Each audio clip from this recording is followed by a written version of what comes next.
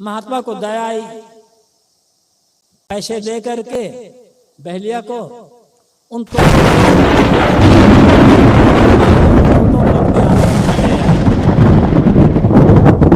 और रोज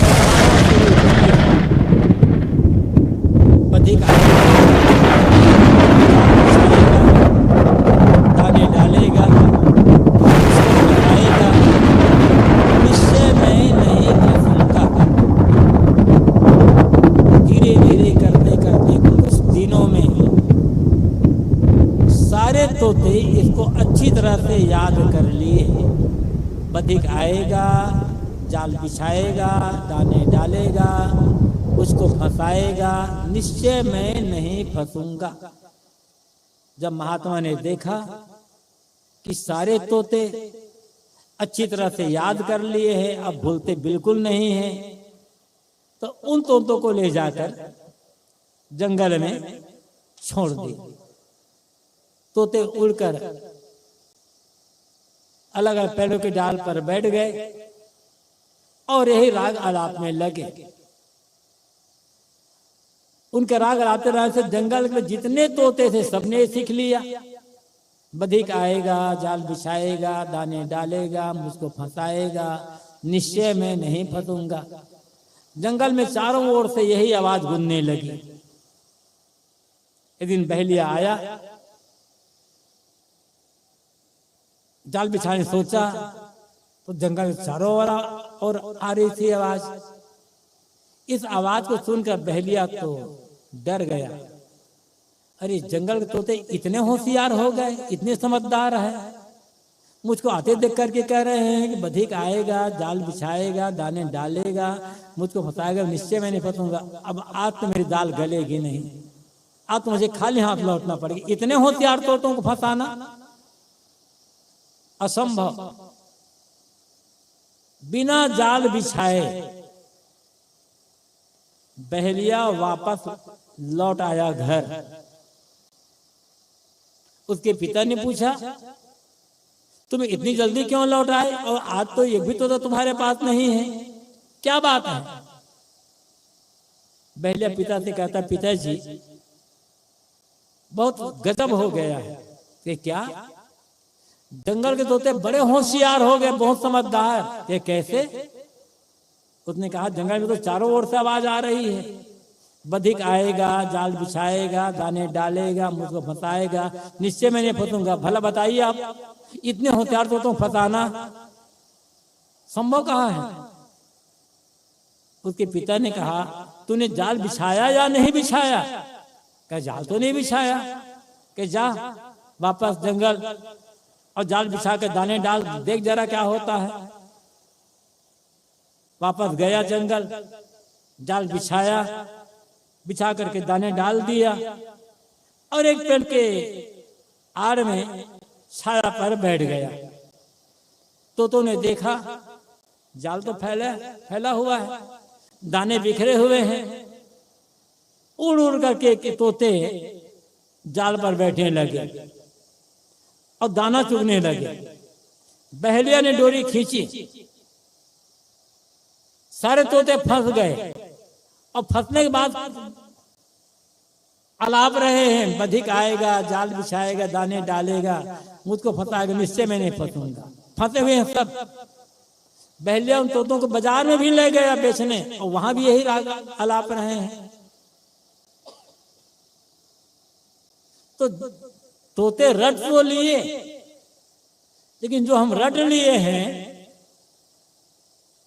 उनका क्या अर्थ होता है तोतों को पता नहीं है।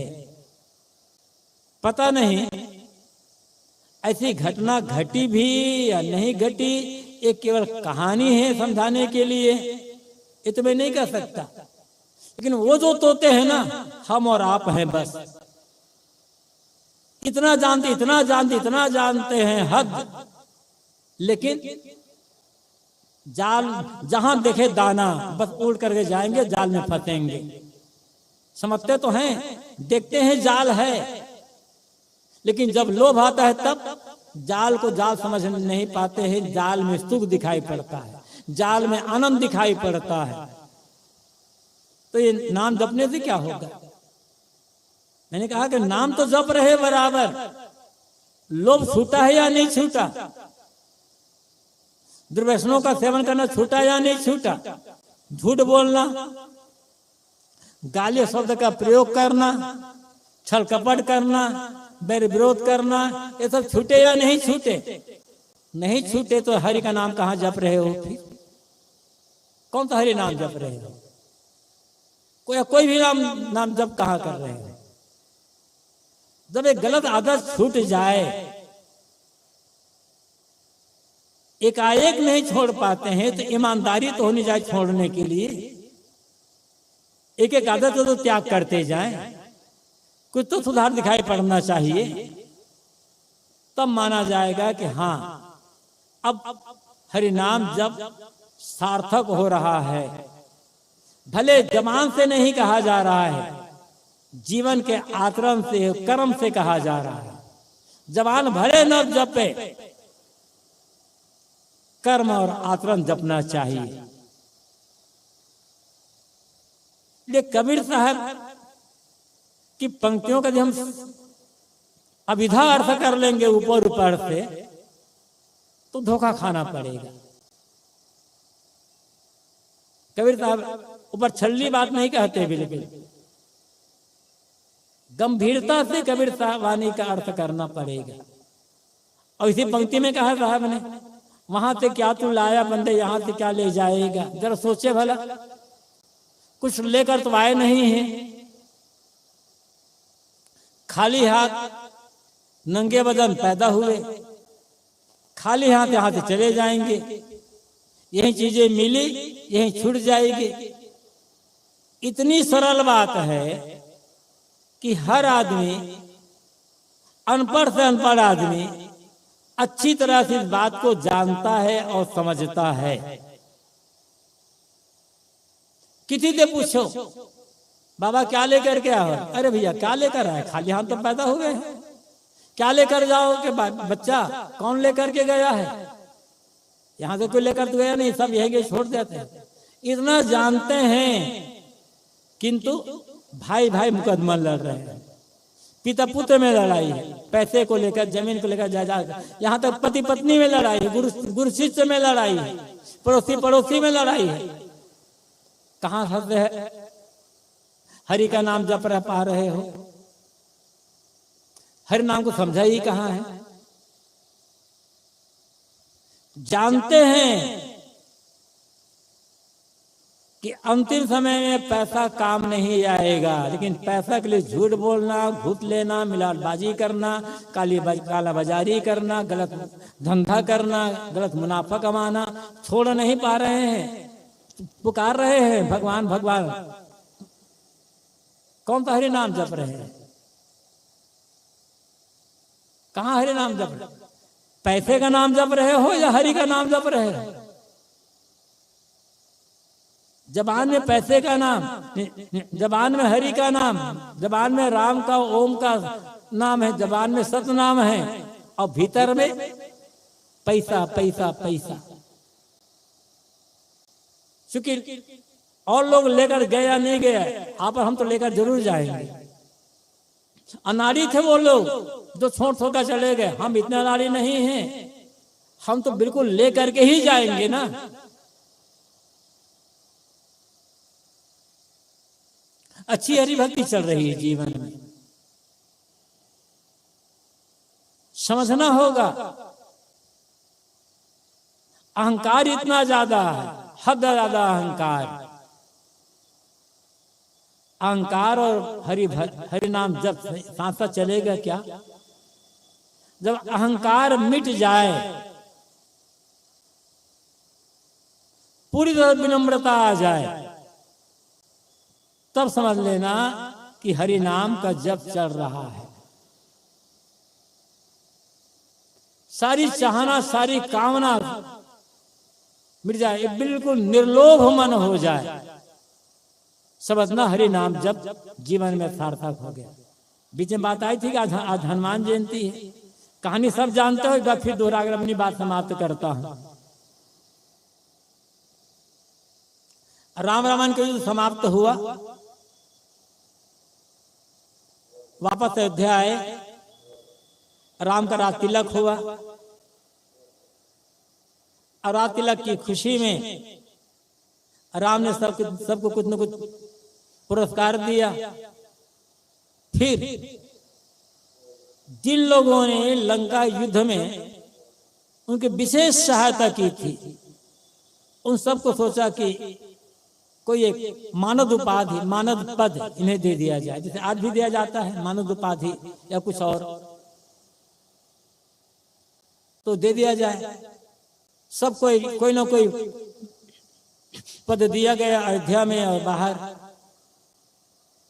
सबको पद देने के पश्चात राम ने हनुमान से कहा, हनुमान, लंका युद्ध में और उससे पहले जितनी तुमने मेरी सहायता की है उतनी सहायता तो किसी ने भी नहीं की है। तुम्हारे बिना तो मैं लंका युद्ध जीत ही नहीं पाता, तुम्हारे बिना सीता का पता लगाना ही असंभव जैसा था। तुम ना होते तो पता नहीं क्या होता। तुम्हारा तो इतना उपकार है मेरे जीवन में, मैं तो कुछ भी दूं कम ही है। फिर भी मैं चाहता हूं कि मेरे संतोष के लिए तुम्हें कोई पद दूं। बताओ तुम्हें कौन सा पद चाहिए।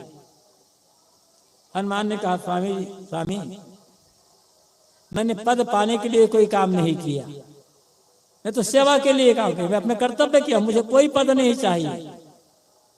राम ने कहा, हनुमान मैं जानता हूं तुम्हारे मन की बात, लेकिन मेरे संतोष के लिए तुम कोई ना कोई पद ले लो ताकि मुझे संतुष्टि मिले। जब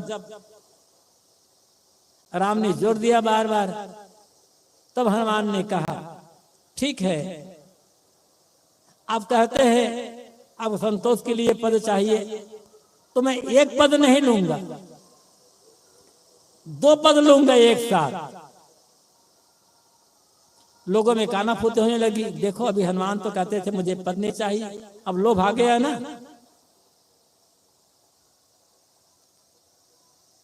तो राम ने कहा, ठीक है हनुमान, तुम 2 नहीं, जितने पचा उतना पद तुम्हें मिल जाएगा। बोलो तुम्हें कौन से 2 पद चाहिए। तो हनुमान उठे, राम के पैरों में झुके और राम के दोनों पैरों में छूकर कहा, भगवान मुझे यही 2 पद चाहिए और कोई पद नहीं चाहिए।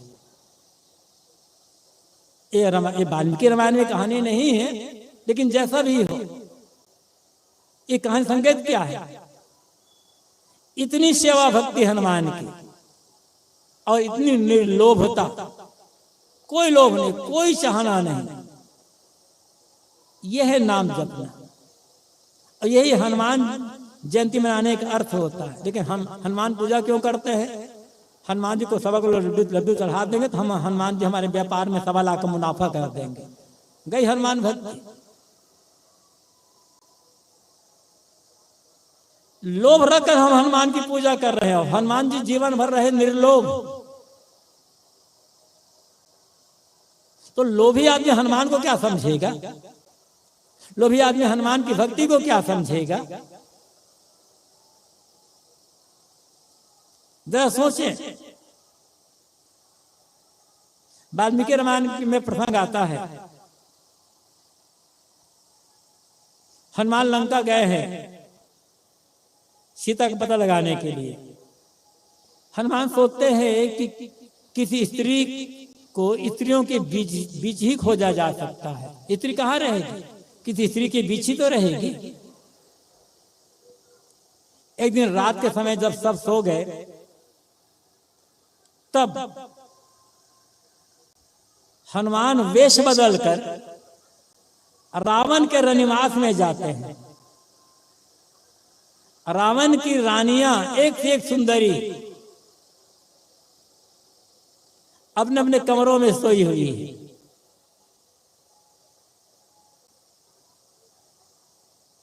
और हनुमान उन्हीं सुंदरियों के बीच में जो सोई हुई है बेसुध, उनके बीच में सीता की खोज करते हैं। उन युवती सुंदरी रानियों को देख करके हनुमान का मन जरा भी विचलित नहीं होता है। क्या आपका हमारा मन ऐसा होगा?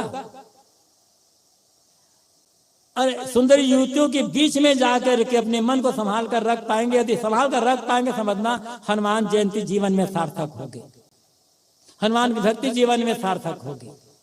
हनुमान की भक्ति ये है नाम जपना। कितनी भी कोई स्त्रियां हैं, कोई स्त्री है, सुंदर से सुंदर युवक को देख करके मन में विकार पैदा ना हो, तब हनुमान की भक्ति होगी, तब हरि नाम जपना होगा। कोई युवक है, सुंदरी से सुंदरी युवतियों को देखकर मन में विकार पैदा ना हो, तो समझना हरि नाम जीवन में उतर गए। हरि नाम जपना यह है। ऐसे आप और बढ़ाते चले जाओ, और यदि ऐसा नहीं होगा तो साहब कहते हैं फिर पीछे पछताएगा। यहां से जाते समय पछताना पड़ेगा। जिसके लिए जीवन मिला था, मानव जीवन, वो काम मैं नहीं कर पाया। बहुत कुछ का पाया, बहुत कुछ किया, लेकिन सारा पाना सारा करना मिट्टी में मिल गया। क्योंकि अंत में कोई काम नहीं आने वाला, कोई काम नहीं आने वाला। ये हरि भजन, आत्मशोधन, आत्म सुधार, आत्म संयम, काम यह आएगा। जीवन के अंतिम बेला में पश्चाताप ना करना पड़े, इसलिए। और ये गुलामी है, माया की गुलामी, अपनी आदतों की गुलामी, अपनी इंद्रियों की गुलामी। इस गुलामी से मुक्ति पाने के लिए हरि का नाम जपना होगा। और हरि नाम जपने कर दो दुगुण दुराचरण का त्याग करके सद्गुण सदाचार उज्ज्वल चरित्र के पद पर चलना, अज्ञान से ज्ञान की ओर, असत्य से सत्य की ओर यात्रा करना, ये हरि नाम जपना है। और इसी हरि नाम जप से जीवन में सार्थकता होगी और हमारा ये मानव जीवन पाना सफल हो सकेगा और हम दुखों से छुटकारा पा सकेंगे। आप सब बहुत बहुत धन्यवाद। अपनी वाणी को यहीं पर विराम। बोलिए सदगुरु देव की जय। परम पूज्य गुरुदेव जी के बहुत ही कल्याणकारी विचारों से अभी हम सब लाभान्वित हो रहे थे।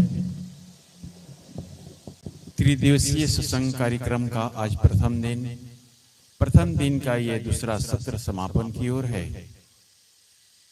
परम पूज्य गुरुदेव जी कुछ देर और मंचासीन हैं, जिनको बंदगी करना है वाकई कर सकते हैं। और जब आप लोग यहाँ से जाएंगे तो रोड पर देखिए पुस्तक लगी हुई है, वहां पर आप जा करके अपने मनपसंद का पुस्तक खरीद सकते हैं और पढ़ करके अपने जीवन को धन्य बना सकते हैं। मैं इसलिए कह रहा हूं कि अभी आप लोग जो प्रवचन सुने हैं, अभी तो सब याद है, लेकिन आप कुछ देर में, कुछ दिन में इसको आप भूल जाएंगे, सारी बातें याद नहीं रह जाएंगी। लेकिन पुस्तक ऐसी चीज है कि आप एक बार पढ़ेंगे तो एक दो दिन याद रहेगा और आप भूल जाएंगे। तो क्या हो गया, आप भूल जाएंगे। लेकिन फिर अगर चाहेंगे कि सारी बातें हमें याद हो जाएं, एक बार पुस्तक पढ़ लेंगे